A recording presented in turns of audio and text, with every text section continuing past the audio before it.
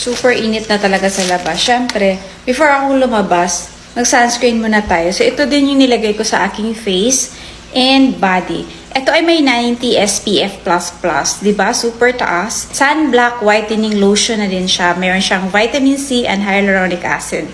And also, meron din siyang vitamin E.